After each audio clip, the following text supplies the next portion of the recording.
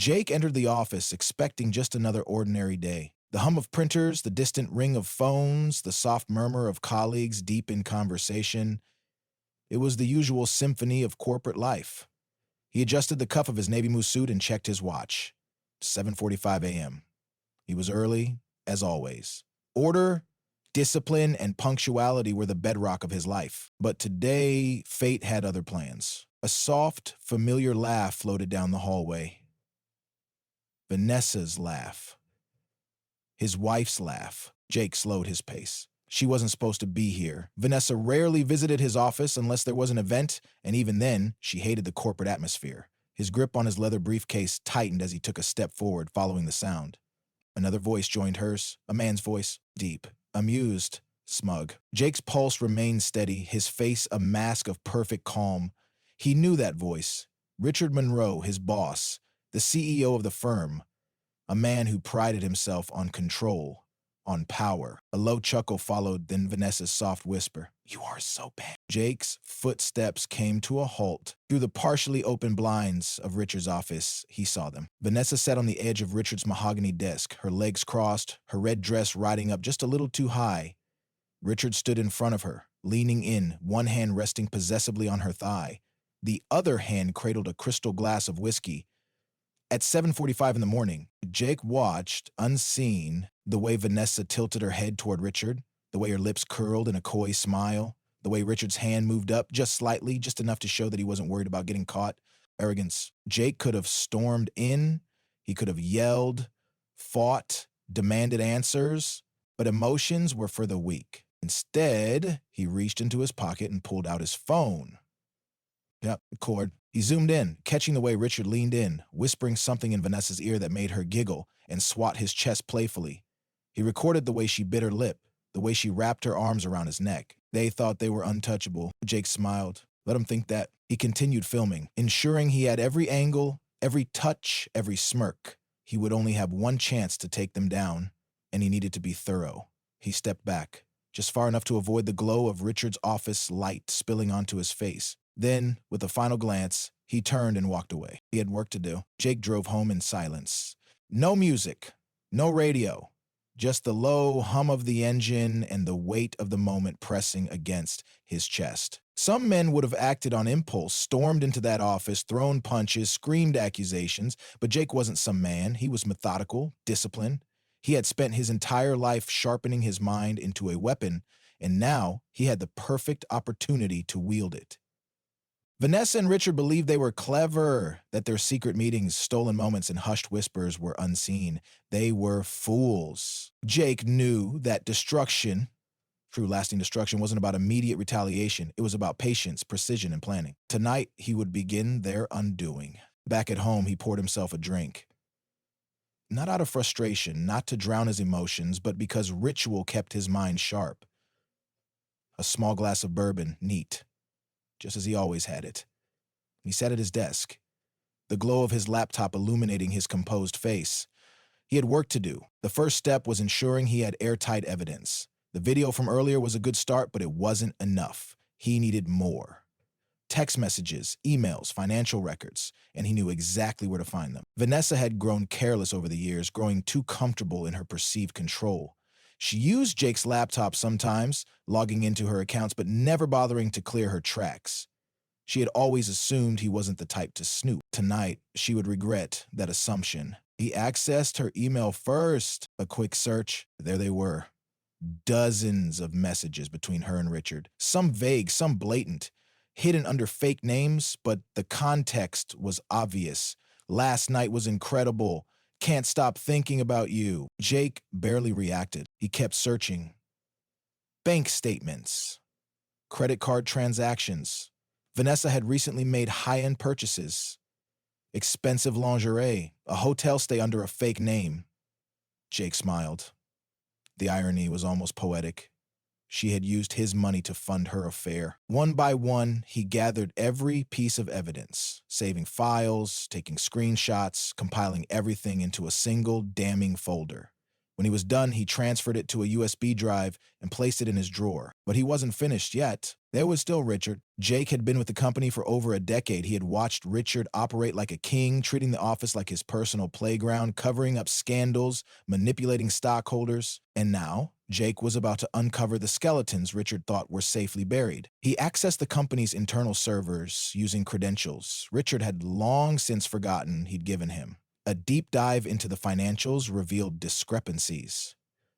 Misappropriated funds, backdoor deals, fraudulent expenses disguised as business operations. Jake leaned back in his chair. It was beautiful. With a few well-placed emails, Richard wouldn't just lose his job. He would be investigated, disgraced, and possibly indicted. But there was still one final touch. Jake wanted Vanessa and Richard to experience what he had felt that morning, the shock, the helplessness. He wanted them to see their world collapse in real time, piece by piece, and know that it was him, the man they underestimated, who orchestrated it. So he drafted an email, subject, urgent, HR compliance violation, confidential evidence attached, to Human Resources, CC, Board of Directors, Richard's wife. Attached were the screenshots, the video, and a detailed report of Richard's financial misconduct. Jake stared at the screen for a moment, savoring the moment, then clicked send. No outbursts, no confrontation, just a quiet, calculated execution. Now, all he had to do was wait. By morning, their world would begin to crumble. And Jake, he would still be standing watching it all unfold, untouchable. Jake awoke early, as he always did, his routine unchanged. The world outside his window remained the same. Cars moving in steady streams, birds chirping, the faint glow of the rising sun casting golden streaks across his bedroom wall. But today wasn't like any other day. Today was the day. He poured himself a cup of coffee, black and strong, and sat by the kitchen window, his phone face down on the counter. He had no doubts about what was coming. The chaos had already begun to unfold. He didn't need to check his messages just yet. He wanted to savor these quiet moments before the storm reached its peak. Then it started. The first message came from a coworker. Dude, check your email. The office is on fire. Not literally, but it might as well be. Jake smirked, taking a slow sip of his coffee before flipping his phone over. More messages. Another from a different colleague. Holy shit! HR just called Richard into a meeting. It's bad. And then the one he'd been waiting for. Vanessa, a missed call. 2 more missed calls. A text. Jake, call me now. He placed the phone back down. Not yet. Instead, he refreshed his inbox. Subject, immediate action required, CEO policy violation. HR's official email sat at the top of his list. He clicked it open. To all staff, effective immediately, Richard Monroe has been placed on indefinite leave pending an internal investigation. Employees with any relevant information are encouraged to step forward. Respectfully, HR department. Jake exhaled slowly, setting his mug down. The first domino had fallen. But that was just the beginning. At the office, Jake arrived at work precisely at 8:30 a.m., as he always did. No rush, no visible excitement. He walked through the revolving doors, past the security desk, past the break room where hushed whispers filled the air. Did you hear? I knew he was a creep, but I didn't think he was that stupid. He's married. She's married. What the hell were they thinking? Jake moved past them, nodding casually at a few familiar faces before stepping into his department. His assistant, Claire, was already at her desk, looking as though she'd just witnessed a train wreck. Good morning, Jake, she said cautiously. Good morning, Claire. You, saw the email, right? Jake nodded, setting his briefcase down. I did. She studied him for a moment, waiting for some kind of reaction. He gave her none. Well, HR called an emergency meeting, she continued, lowering her voice. They're pulling people in one by one. It's bad. Richard's wife showed up. She stormed into his office about 20 minutes ago. Jake lifted an eyebrow. That was an unexpected but welcome surprise. He imagined the scene. Richard scrambling for excuses, stammering through lies, his wife holding up printed emails, pictures, evidence of his betrayal, a fitting beginning to his downfall. Claire leaned in. And Vanessa, she's here too. Jake finally looked up. In your office, waiting for you. Of course she was. The confrontation. Jake stepped inside his office and closed the door behind him. Vanessa was already pacing, her phone clutched in her hand, her perfectly curated composure unraveling at the seams. Her eyes, wide with panic, met his the second he walked in. What the hell did you do? She hissed. Jake set his briefcase down. Good morning to you too, Vanessa. Don't. She stepped closer, shaking her phone at him. I know it was you. I know you did this. Jake leaned against his desk, crossing his arms. Did what exactly? Don't play games with me, Jake. My phone has been blowing up since this morning. People from work, my friends, even my goddamn mother saw the emails, and Richard, he just got fired. Jake tilted his head slightly.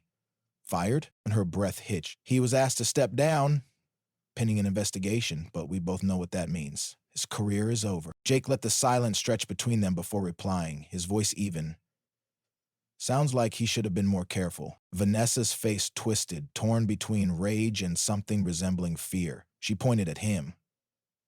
You think this is funny? You think this is justice? Jake straightened. Nah, Vanessa, I think this is consequences. She let out a sharp breath. You ruined everything. Jake smiled. No, you did. She scoffed, running a hand through her hair, her manicured nails trembling. Fine. You want revenge? You got it. But don't think you're coming out of this clean. Her words faltered as she pulled out her phone, scrolling through her bank app. Jake watched her expression shift from anger to confusion. Then, pure horror. What the hell? She whispered. Jake checked his watch, right on time. Vanessa credit cards, frozen. Their joint accounts, emptied. Illegally, of course. He had moved his money into a separate account days ago. The financial safety net she had so carefully relied upon, gone. She looked up at him, her voice shaking. You took everything? Jake stepped forward, his voice calm but firm. I took back what was mine. Vanessa stumbled back, gripping the edge of the desk for support. The realization was finally sinking in. She had placed her bets on Richard, and now Richard had nothing. She had nothing. She swallowed hard, blinking back tears. Jake? Please. Jake picked up his briefcase. No, he walked to the door, pausing only to glance at her one last time. You two deserve each other. And with that, he left, the sound of Vanessa's shattered world echoing behind him. Jake didn't look back as he walked out of his office. The sound of Vanessa's shallow breathing, her barely contained sobs, was the last thing he heard before the door clicked shut behind him. For years, she had played her role well, the devoted wife, the supportive partner. And all the while, she had been calculating, waiting for the moment to trade up. She thought he was oblivious. She thought he would never fight back. She thought wrong. Richard's downfall. As Jake moved down the hallway, he caught sight of Richard's office. The door was wide open, revealing the aftermath of the CEO's reckoning. Inside, Richard sat slumped behind his desk, his tie loosened, his usually smug expression replaced with something almost pathetic. Defeat. Across from him, a woman stood tall, arms crossed, her face cold and unreadable. His wife. I ate everything I gave you, she was saying, her voice barely above a whisper but razor sharp with contempt. This is how you repay me? Richard rubbed his face, his hands shaking. It wasn't. Shut up. The words hit him like a slap. Jake leaned casually against the wall, out of sight but close enough to hear every delicious moment. I got a call from HR this morning, Richard's wife continued. An anonymous tip, you know what they sent me? Silence your expenses, Richard. She threw a folder onto the desk, its contents spilling out. Hotel bookings, gifts, expensive dinners. How stupid do you have to be to leave a paper trail like this? Richard opened his mouth, but no words came. Oh, and let's not forget the best part, she added. The emails. Jake could imagine the color draining from Richard's face. Your little affair? The whole office knows? My family knows? Do you have any idea how humiliating this is? I don't want to hear another word, she straightened, smoothing out her coat. I've already spoken to my lawyer. By the end of the week, I'll be filing for divorce, and just so you know, I'll be taking everything I'm entitled to. Jake had to suppress a smirk. Vanessa had bet on the wrong man, and Richard, he had no cards left to play. Vanessa's desperation. Jake didn't bother going back to his office. There was nothing left for him there. Instead, he walked out of the building, letting the morning air wash over him. His phone buzzed again. Vanessa. He ignored it. It buzzed again. Another text. Jake, please. Just talk to me. He kept walking. By the time he reached his car, another message came through. I know I messed up. I was stupid, but we can fix this. Jake let out a slow breath, leaning against the hood of his car. Fix this? There was no fixing what she had done. Still, he let her sweat for a moment before finally typing out a response. Meet me at the house in an hour. He didn't expect her to hesitate. She would come because she had nowhere else to go. The final conversation. Vanessa was already waiting when he arrived. She was pacing in the driveway, arms wrapped around herself, her face pale. The confident, polished woman she had been that morning was gone. Now she looked lost. Vulnerable. Jake stepped out of the car, shutting the door with deliberate slowness. He said nothing as he walked past her. unlocking the front door and stepping inside. Vanessa followed. Jake, listen. Said. She blinked at him, startled by the coldness in his tone, but she obeyed, sinking onto the couch. Jake remained standing. I want you to understand something, he said, his voice even. This isn't just about the affair. It's about the betrayal. It's about the fact that you looked me in the eyes every single day and lied. Vanessa swallowed hard. You didn't mean to get caught, he corrected. And that's what pisses you off the most. Not that you hurt me, not that you destroyed this marriage, but that you lost. Tears welled in her eyes. Jake, I was wrong. I was so wrong. I see that now. I don't care about Richard. He means nothing to me. He tilted his head. Then why did you risk everything for him? She opened her mouth, but no words came. Jake sighed, shaking his head. It doesn't matter. Because as of this moment, we're done. Vanessa flinched. Jake, please. I've already spoken to my lawyer, he continued. The divorce papers are ready. You'll be served by tomorrow morning. She gasped. No, Jake, we don't have to do this. I froze the accounts. Vanessa's breath hitched. Jake continued, his voice sharp as a blade. The credit cards? Gone. The house? It's in my name. The cars? Mine. Her lips parted, panic setting in. Hey, you had nothing, Vanessa. Tears slipped down her cheeks. You can't do this to me. Jake let out a humorless laugh. Oh, I already did. Vanessa buried her face in her hands, her shoulders shaking. Where am I supposed to go? She whispered. He shrugged. That's not my problem. A long silence stretched between them. Finally, she lifted her head, eyes pleading. Do you still love me? Jake studied her for a moment, then gave her the only answer she deserved. Vanessa broke. Her sobs filled the room, but Jake felt nothing. No regret, no sadness, just satisfaction. He grabbed his keys and headed for the door. As he stepped outside, he heard her phone buzz. A cruel smile touched his lips. Maybe that was Richard calling. Let them destroy each other. Jake was free. Jake stepped outside, inhaling deeply as the crisp morning air filled his lungs. The weight that had been pressing against his chest for weeks, maybe even years, was gone. The door behind him remained closed, but he could still hear Vanessa's muffled sobs from inside. He didn't care. For the first time in a long time, he felt nothing for her. No anger, no sadness, no lingering attachment, just the quiet satisfaction of knowing she had done this to herself. And Richard, Jake smirked. Richard was in free fall. By now, the board of directors had likely confirmed his dismissal, and the company's legal team would be dissecting his financial records. If they dug deep enough, and they would, criminal charges weren't off the table. Jake had taken everything from them without ever raising his voice. That was the difference between him and them. One last message. As he unlocked his car, his phone buzzed. A final text from Vanessa. Jake, I don't know what to do. Please, can we talk? I made a mistake. Jake stared at the message for a long moment, then tapped the screen. What? There was nothing left to say. He slid into the driver's seat and pulled out of the driveway without looking back. A new beginning. Jake didn't go straight home. Home felt too quiet, too empty. Instead, he drove to a small cafe downtown, one he used to frequent before life got too complicated. He ordered a black coffee, no sugar, no cream, and took a seat by the window. He watched the city move, people going about their lives, unaware that somewhere across town, two people were watching their worlds collapse. The thought brought a deep sense of satisfaction. Vanessa had expected to win. She had expected him to crumble, to beg, to fight for her. Richard had expected to walk away unscathed, believing his money and influence would shield him. They had both underestimated the power of patience. Now, Jake was the last one standing. His phone buzzed again. This time, a different name on the screen. Claire. His assistant. He answered, Claire. There was a pause before she spoke. I don't know how you did it, but Richard's gone. HR just made the announcement. And Vanessa? Jake sipped his coffee. What about her? She just left the office, in tears. A hesitation. Jake, are you okay? He considered the question. Then, for the first time in a long time, he gave a genuine answer. I'm perfect. And as he sat there, watching the sun rise higher in the sky, he realized he wasn't just free. It was finally living the end.